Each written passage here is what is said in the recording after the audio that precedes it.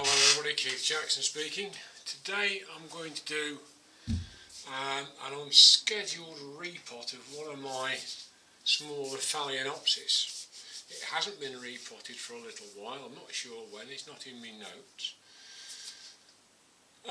It's got a nice spike on it, it's grown quite well, but it's almost like a fashion diva. It's almost like, oh, I don't like these roots anymore, they're so yesterday.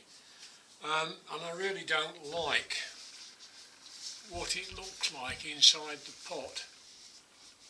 I think I might have some viable roots. It looks like I've got quite a few that are anything but. Now it does have a new root starting, so with a bit of luck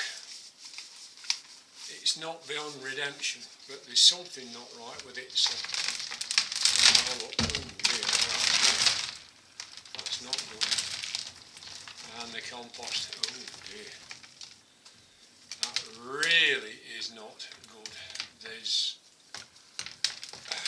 that one's alright, but we are down to about 2 roots. That really is a sad sight. It's a funny little orchid, this one. It was bought for me by one of my daughters, and the first leaf that it put up didn't do a lot and looked deformed. The one that followed it was slightly deformed, but mostly alright. The last 2 looked okay, but this is not what I hope to see very clearly. So this is going to take some trimming. So not really knowing what I was going to find, I've gone a bit further than I normally would. I don't, generally speaking, bother with things like latex gloves, but this, I just thought, this is not going to be great, so I'd better sort of assume the worst, and if it was going to be infected, I didn't want any of that on my skin. But it really is not anything to be proud of. I'm quite ashamed of myself to have not realised it was getting into this state before.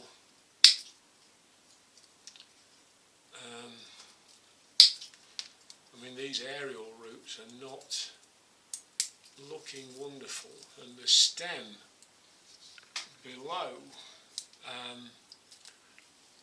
doesn't look good, but it's not rotting.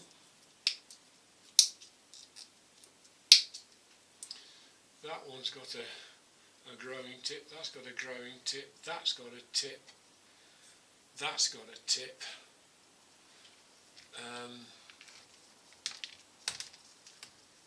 That one's dead.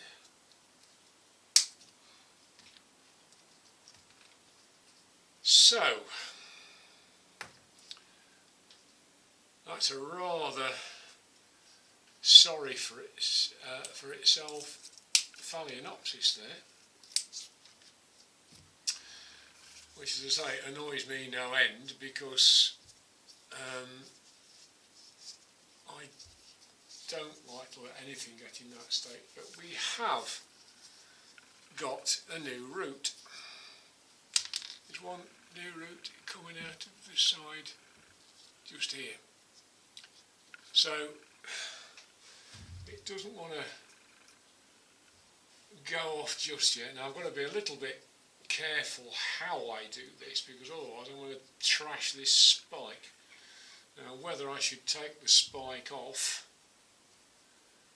because it's got to recover, I don't know. I don't think it's got a lot more to do. What I will do is I will take the cane off and I'll pot it, and I'll try and pot it a little bit more upright, which is going to be like that. And then if I have to kind of just lift the end up, well, I'll just have to lift the end up. That is likely to be rather big.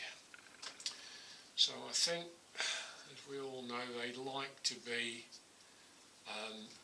tight rather than slack, and that could be about a 12 centimetre pot. I think needs potting down a bit. So what have we got over here? That's an 11.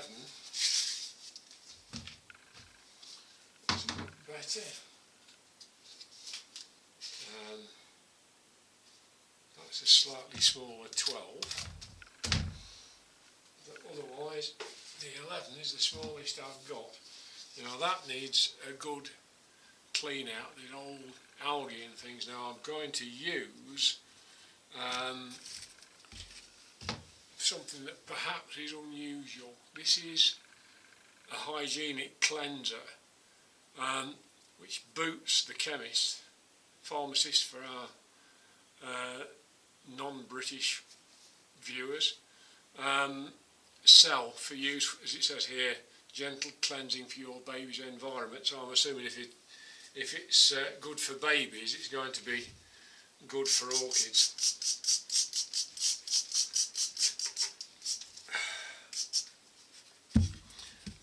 So, bit of paper towel, and it should be all right. It certainly lifts a lot of rubbish away. So this is going to get potted down into an 11 centimetre pot.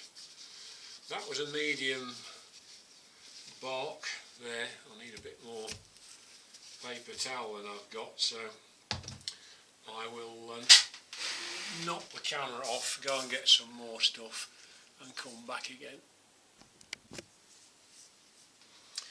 Okay, back again. I've finished cleaning the pot, and I think that will go in there about right, and hopefully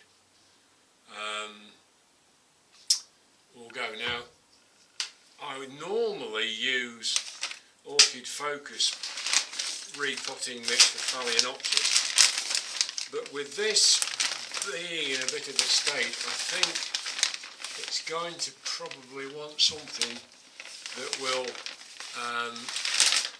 dry out, be well drained but not dry out too fast.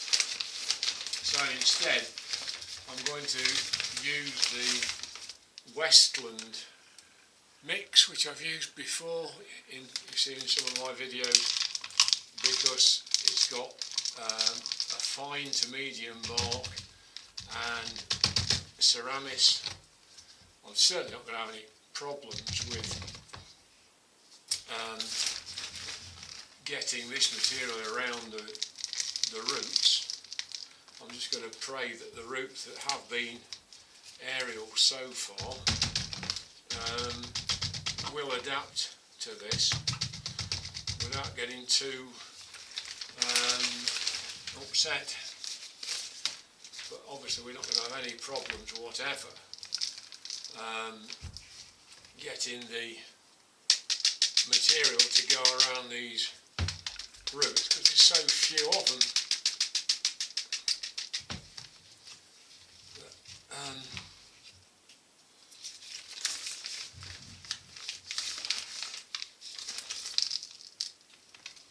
The other thing I'm never sure of with fowls is how far up the main stem you should be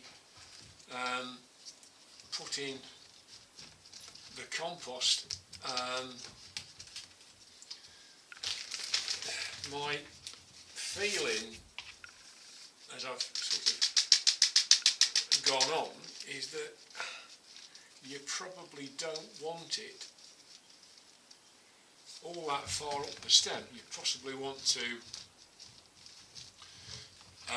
cover a lot of the roots so that it can absorb moisture over as much of the length of the root as possible.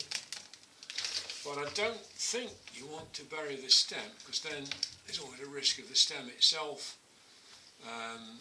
getting damp and wet and rotting and all that kind of thing, which obviously is no good to man the beast. So I think that was going to have to do. Now I don't want to lose that spike.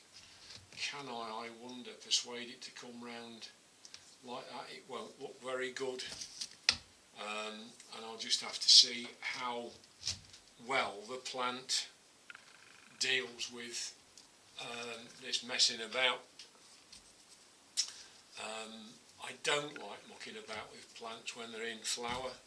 I know Phalaenopsis tend to be extremely forgiving plants, but with this one being in the state it's in, I'm really in two minds whether to whack that stem off. But I think